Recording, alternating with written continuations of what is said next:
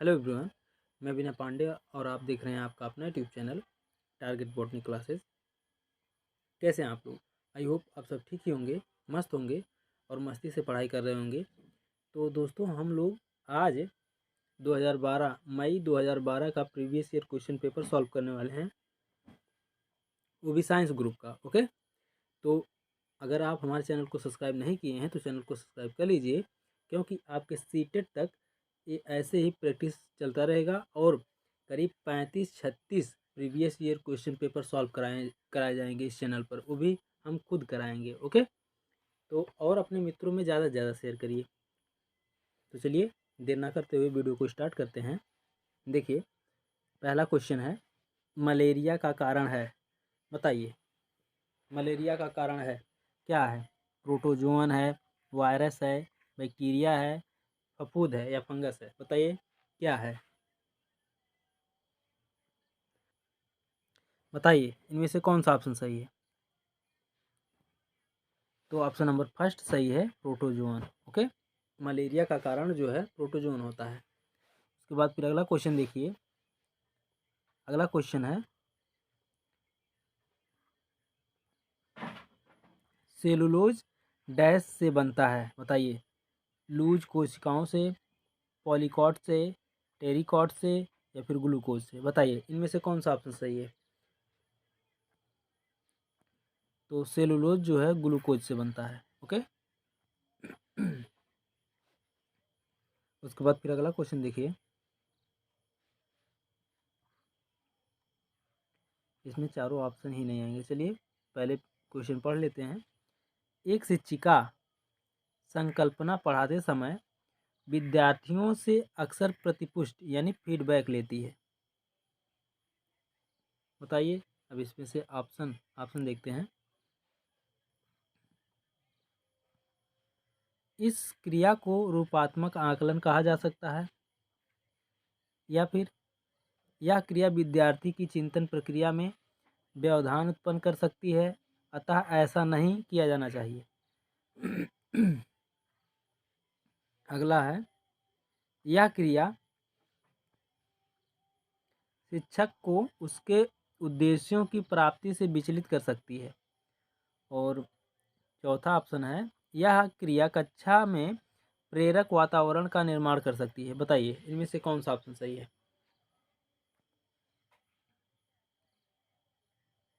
बताइए।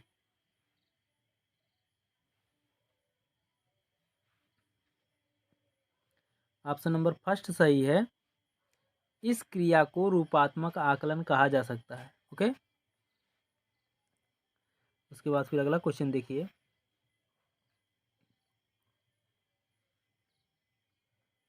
क्वेश्चन है, निम्नलिखित में से वह कौन सा कारण है जिसकी वजह से एक शिक्षिका को अपनी पाठ्य योजना में सचेत रूप से विभिन्न उद्दीपकों को स्थान देना चाहिए? बताइए।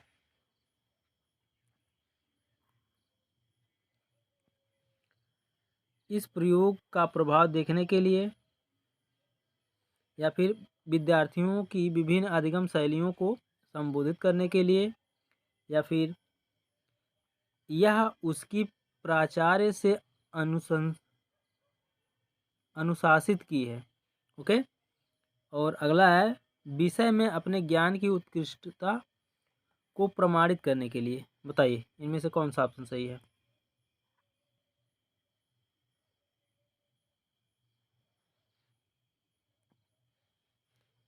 ऑप्शन नंबर सेकंड सही है, विद्यार्थियों की विभिन्न अधिगम शैलियों को संबोधित करने के लिए। ओके, उसके बाद फिर अगला क्वेश्चन देखते हैं। अगला क्वेश्चन है, दो वाहन ए तथा बी की गति के लिए दूरी समय ग्राफ नीचे दिया गया है। निम्नलिखित में से कौन सा कथन सही है? चलिए पढ़ते हैं, ग्राफ को देख लीजिए। ऑप्शन पढ़ते हैं। बी अपेक्षाकृत तीव्र गति से चल रहा है, ए और बी दोनों समान गति से चल रहे हैं, ग्राफ से ए और बी की सापेक्ष दूरी प्राप्त करना संभव नहीं। ए अपेक्षाकृत तीव्र गति से चल रहा है। बताइए इनमें से कौन सा ऑप्शन सही है।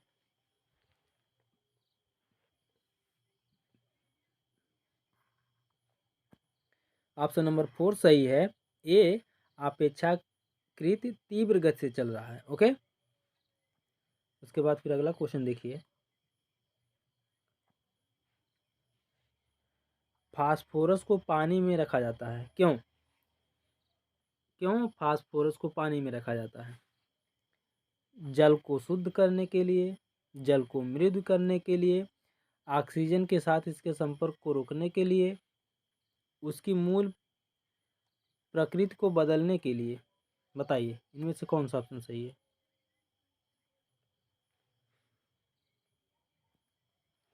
ऑप्शन नंबर 3 सही है। ऑक्सीजन के साथ इसके संपर्क को रोकने के लिए। ठीक, फास्फोरस को जल में रखा जाता है क्योंकि ऑक्सीजन के साथ इसके संपर्क को रोकने के लिए। ओके, उसके बाद फिर अगला क्वेश्चन देखिए। अगला क्वेश्चन है, ईंधन का ऊष्मीय मान जिसका 1.5 kg द्रव्यमान पूर्ण रूप से जलने पर 67,500 किलो जूल ऊष्मा उत्पादित करता है, वह है। बताइए बताइए इनमें से कौन सा ऑप्शन सही है।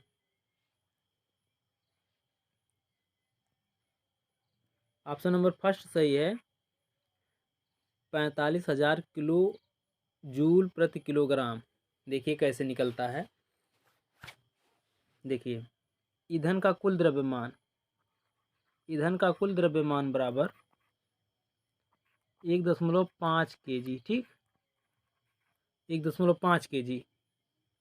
ईंधन के दिए गए द्रव्यमान को जलाने से उत्पन्न ऊष्मा कितना है? ऊष्मा बराबर 67,500। ओके, 67,500। अब हम जानते हैं कि ईंधन का ऊष्मीय मान बराबर उत्पादित ऊष्मा बटे दग्ध द्रव्यमान। ओके, तो इसे कैसे सॉल्व करेंगे। देखिए 67,500 अपान 1.5। दशमलव हटाने के लिए एक जीरो यहाँ लगाने पड़ेगा, उसके बाद दशमलव हट जाएगा, उसके बाद काट दीजिए। सब कुछ कट पीट के 45,000 पर किलो जूल प्रति किलोग्राम पर आकर अटक जाएगा। ओके, तो ऐसे था एक क्वेश्चन। उसके बाद फिर अगला क्वेश्चन देखिए।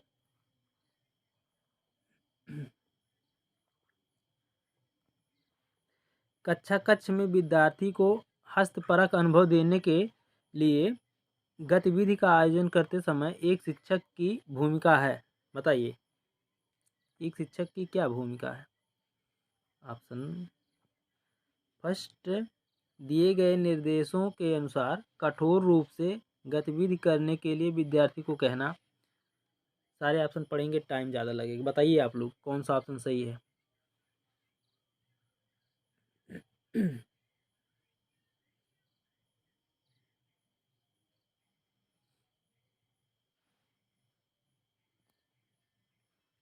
ऑप्शन नंबर 3 सही है।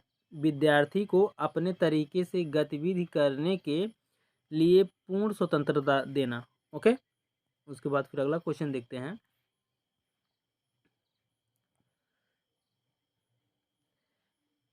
विद्यार्थी द्वारा विज्ञान के एक प्रकरण को सीखने का एक सर्वोत्तम तरीका है। बताइए कौन सा सर्वोत्तम तरीका है, जल्दी बताइए।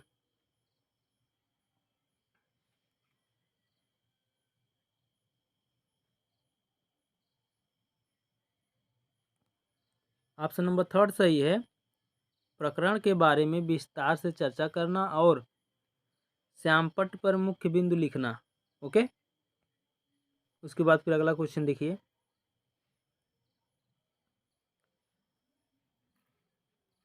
देखिए, जीवमंडल आरक्षित क्षेत्र डैश का संरक्षण करता है। बताइए किसका संरक्षण करता है? वन्य जीव का, परंपरागत आदिवासी जीवन का, या फिर वन संसाधन का, या उपयुक्त सभी? बताइए इनमें से कौन सा ऑप्शन सही? Question number 70। चलिए बताइए। ऑप्शन नंबर फर्स्ट सही है, वन्य जीवन। ठीक, जीव मंडल आरक्षित क्षेत्र वन्य जीवन का संरक्षण करता है। ओके, उसके बाद फिर अगला क्वेश्चन देखिए। अगला क्वेश्चन है, प्रोकैरियोटिक कोशिका की विशेषता है। बताइए प्रोकैरियोटिक कोशिका की विशेषता है भली प्रकार से संरचित केंद्रक, या फिर केंद्रकीय झिल्ली की अनुपस्थिति, केंद्रिका की उपस्थिति, यूकैरियोटिक कोशिका की तुलना में अपेक्षाकृत जवान उम्र। बताइए इनमें से कौन सा ऑप्शन सही है? क्वेश्चन नंबर, फिर से क्वेश्चन नंबर बोल रहे हैं, बोलिए कौन सा ऑप्शन सही है? ऑप्शन नंबर सेकंड सही है, केंद्रकीय झिल्ली की अनुपस्थिति। ओके, उसके बाद फिर अगला क्वेश्चन देखिए। अगला क्वेश्चन है, ये क्वेश्चन थोड़ा सा कंफ्यूजन है इसमें, क्योंकि एस्ट्रोजन और प्रोजेस्टेरॉन हार्मोन जो होता है फीमेल में अधिक संख्या में, अधिक मात्रा में पाया जाता है। ओके, इसलिए जो है ये टॉपिक थोड़ा सा कंफ्यूजन में है, तो इसको स्किप कर देते हैं, इसको बाद में देखेंगे। ओके, अगला क्वेश्चन देखते हैं। देखिए, लूटनिक, स्थैतिक और सर्पिक घर्षण का निम्नलिखित में से कौन सा सही और बढ़ता क्रम है? बताइए।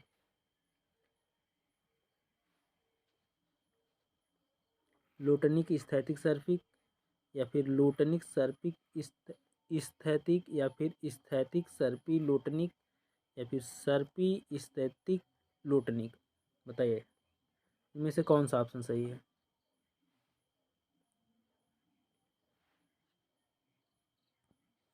ऑप्शन नंबर सेकंड सही है, लूटनिक, सर्पी, स्थैतिक। ओके, उसके बाद फिर अगला क्वेश्चन देखिए। अगला क्वेश्चन है, निम्नलिखित में से कौन सा फॉसिल यानी जीवाश्म ईंधन है? बताइए कौन सा जीवाश्म या फॉसिल्स ईंधन है?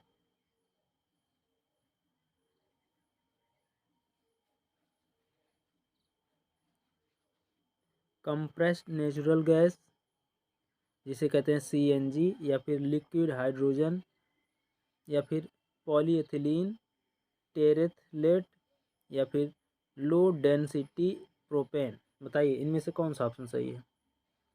ऑप्शन नंबर फर्स्ट सही है, compressed natural gas, CNG. Okay,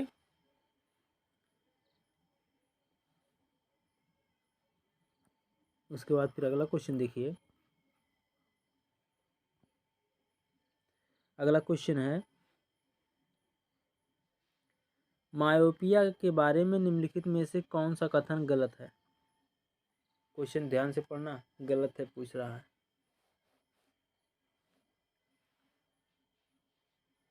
बताइए, ऑप्शन भी बड़े बड़े हैं इसलिए इसको पढ़ेंगे नहीं। बताइए कौन सा ऑप्शन सही है?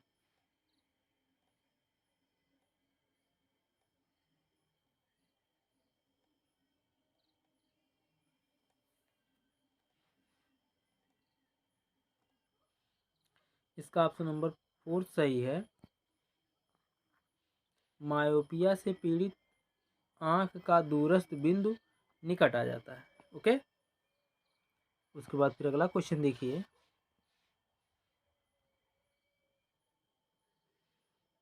क्वेश्चन है, पकाने से पहले पकाने से पहले चावल को अधिक मात्रा वाले पानी से कई बार धोने से? बताइए, चावल को पकाने से पहले चावल को अधिक मात्रा वाले पानी से कई बार धोने से क्या होगा? विटामिन ई नष्ट हो जाएगा, विटामिन बी नष्ट हो जाएगा, जल विलेय कार्बोहाइड्रेट नष्ट हो जाते हैं, सतही प्रोटीन नष्ट हो जाते हैं। बताइए इनमें से कौन सा ऑप्शन सही है? क्वेश्चन नंबर नहीं बोलेंगे, बताइए। इसका ऑप्शन नंबर सेकंड सही है, विटामिन बी। ओके। पकाने से पहले चावल को अधिक मात्रा में पानी में कई बार धोने से विटामिन बी नष्ट हो जाता है। ओके, तो याद रखिएगा, अब बनाते समय 1 से 2 बार चावल को धोइएगा, बस, उससे ज़्यादा नहीं। करीब 25% विटामिन बी नष्ट हो जाता है। ओके, उसके बाद फिर अगला क्वेश्चन देखिए। चक्रदोला मैरी गो राउंड 10 मीटर प्रति सेकंड की अपवर्तित गति से घूमता है। इसका निहितार्थ यह है कि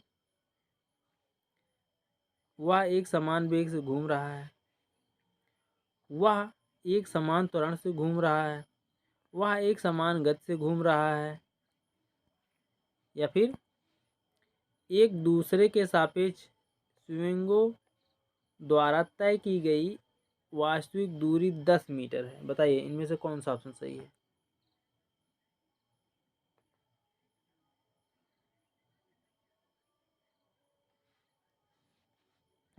ऑप्शन नंबर सेकंड सही है, वह एक समान त्वरण से घूम रहा है। ओके, उसके बाद फिर अगला क्वेश्चन देखिए।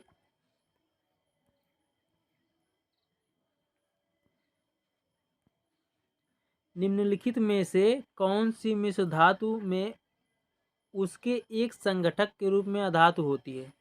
बताइए कौन सी मिश्र धातु में उसके एक संगठक के रूप में अधातु होती है? बताइए। पारद मिश्रण, स्टील, कांसा, या फिर पीतल? बताइए इनमें से कौन सा ऑप्शन सही है? ऑप्शन नंबर सेकंड सही है, स्टील। ओके, उसके बाद फिर अगला क्वेश्चन देखते हैं। जब एक प्रिज्म से श्वेत प्रकाश को गुजारा जाता है तो सबसे कम झुकाव होने वाला रंग है? बताइए। जब एक प्रिज्म में से श्वेत प्रकाश को यानी सफेद प्रकाश को गुजारा जाता है तो सबसे कम झुकाव वाला रंग है, कौन सा सबसे कम झुकाव वाला रंग है? बताइए। ऑप्शन नंबर 4 सही है, बैगनी। ओके, उसके बाद फिर अगला क्वेश्चन देखिए। क्वेश्चन है, एक विद्यार्थी निम्नलिखित 3 गुणों ABC प्रदर्शित करता है। व्यक्ति के 3 क्षेत्रों के अनुसार ABC। ठीक,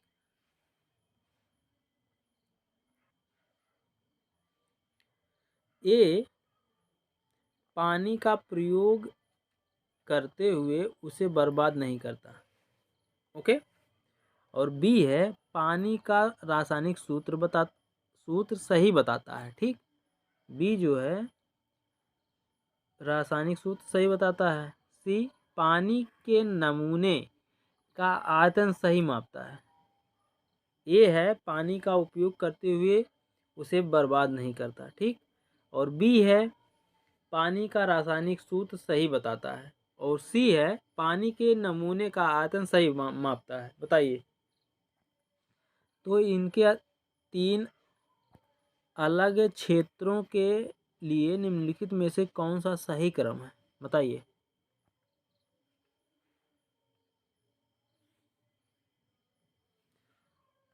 ऑप्शन नंबर फर्स्ट सही है, पहला ए के लिए भावात्मक, और बी के लिए संज्ञानात्मक, और सी के लिए मनोगत्यात्मक या फिर मनोगतिक। ओके, उसके बाद फिर अगला क्वेश्चन देखते हैं।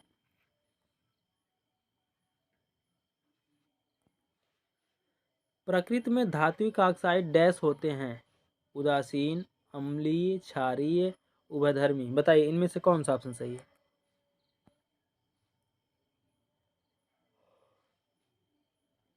क्षारीय। प्रकृति में धात्विक ऑक्साइड क्षारीय होते हैं, क्षारीय। ओके, उसके बाद फिर अगला क्वेश्चन देखते हैं।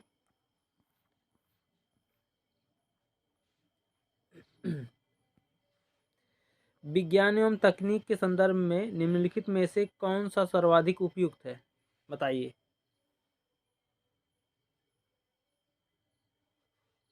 विज्ञान वैज्ञानिक पद्धति का अनुगमन करता है, जबकि तकनीक ऐसा नहीं करता।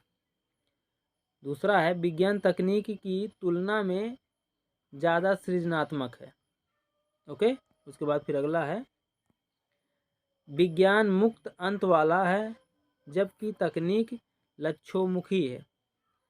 और अगला है, विज्ञान प्राचीन काल में उपस्थित था, जबकि तकनीक नहीं। बताइए इनमें से कौन सा ऑप्शन सही है।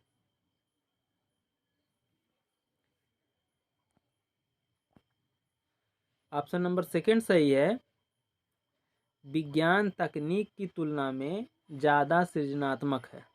ओके, उसके बाद फिर अगला क्वेश्चन देखते हैं।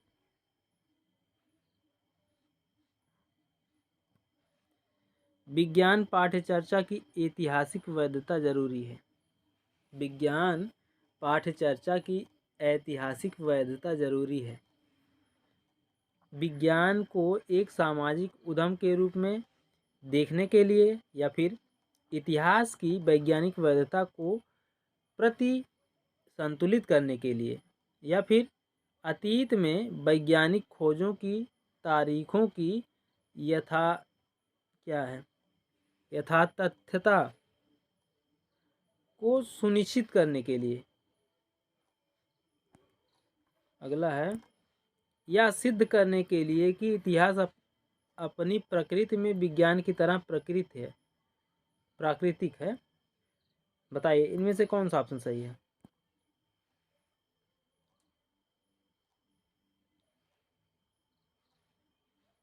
ऑप्शन नंबर फर्स्ट सही है,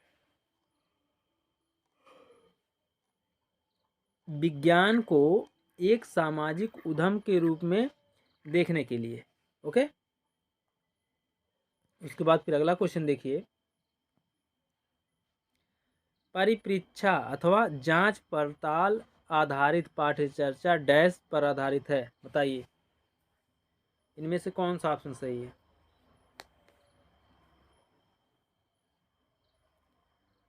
ऑप्शन नंबर सेकंड सही है, आगमनात्मक तर्कणा। ओके, परिप्रेक्षा या फिर जांच पड़ताल आधारित पाठ्यचर्चा आगमनात्मक तर्कणा पर आधारित है। उसके बाद फिर अगला क्वेश्चन देखिए।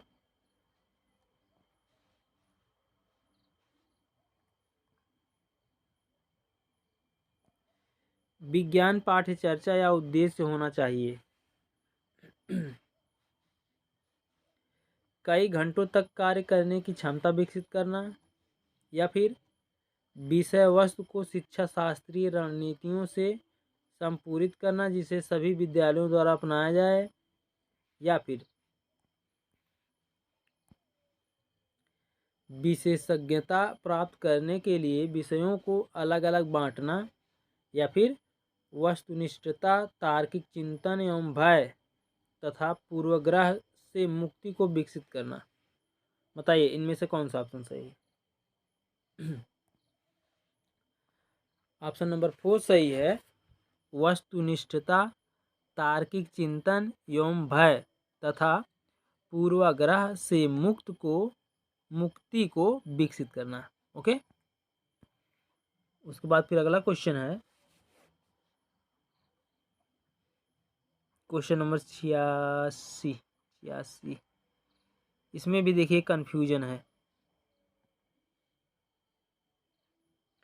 पाठ्यचर्चा विकसित करने के लिए राष्ट्रीय पाठ्यचर्चा की रूपरेखा 2005 के द्वारा निम्नलिखित में से कौन सा सिद्धांत सुझाया गया। ओके,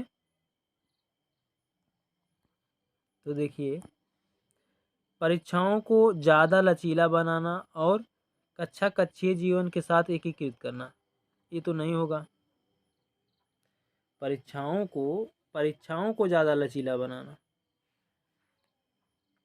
दूसरा, यह सुनिश्चित करना कि विद्यार्थी के तनाव को दूर करने के लिए सीखना धैर्यपूर्वक तरीके से हो। ये सही हो सकता है। विवाद विषय वस्तु में विवादास्पद संदर्भों के निवारण को सुनिश्चित करना। और अगला है, अंतर्राष्ट्रीय स्तर पर सीखने के स्तर को अद्यतन करना। तो इन्हीं में कन्फ्यूजन है पहला और चौथे को लेकर, इसलिए इसको भी स्किप कर देते हैं, बाद में इसको देखेंगे। अगला क्वेश्चन है, मानव शरीर में सबसे बड़ी ग्रंथि बताइए। मानव शरीर में सबसे बड़ी ग्रंथि कौन सी है? Pituitary, liver, adrenal, pancreas. बताइए इनमें से कौन सा ऑप्शन सही है?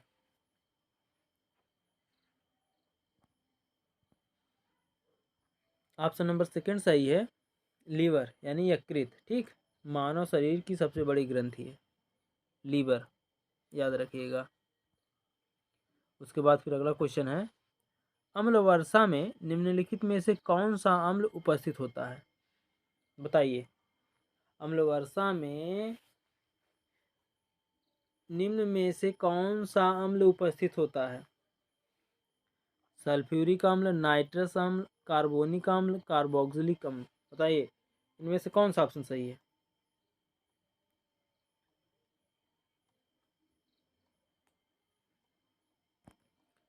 ऑप्शन नंबर सेकंड सही है, नाइट्रस अम्ल।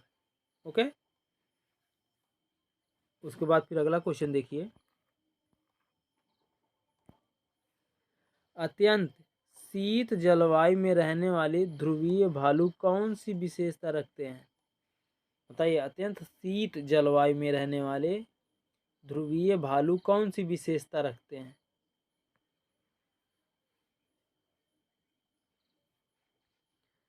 सफेद पर, त्वचा के नीचे वसा, गंध की तीव्र क्षमता, या फिर ऑप्शन नंबर दूसरा है, पतली त्वचा, बड़ी आंखें, सफेद पर, या फिर छोटी आंखें, मजबूत पंजे, सफेद बड़े पंजे। फिर अगला है, सफेद शरीर, तैरने के लिए पंजे, श्वसन के लिए अतिरिक्त गिल्स यानी गलफड़ा। बताइए इनमें से कौन सा ऑप्शन सही है? तो ऑप्शन नंबर फर्स्ट सही है, सफेद पर, त्वचा के नीचे वसा, गंध की तीव्रता क्षमता बोल रहे हैं, गंध की तीव्र क्षमता। ओके, ये ध्रुवीय भालू की विशेषता है, सफेद पर, त्वचा के नीचे वसा, गंध की तीव्र क्षमता। ओके, उसके बाद फिर अगला क्वेश्चन है, विद्युतीय फ्यूज की जगह निम्नलिखित में से किसका उपयोग किया जाता है? बताइए, विद्युतीय फ्यूज की जगह निम्न में से किसका उपयोग किया जाता है? उच्च गलनांक वाला तार का छोटा टुकड़ा, या फिर लघु परिपथ विच्छेदक, या फिर ISI चिन्ह वाला इलेक्ट्रिक स्विच, या फिर रोधी सामग्री का एक छोटा टुकड़ा। बताइए इनमें से कौन सा ऑप्शन सही है? ऑप्शन नंबर सेकंड सही है, लघु परिपथ विच्छेदक। ओके, लघु परिपथ विच्छेदक। तो ये था मई 2012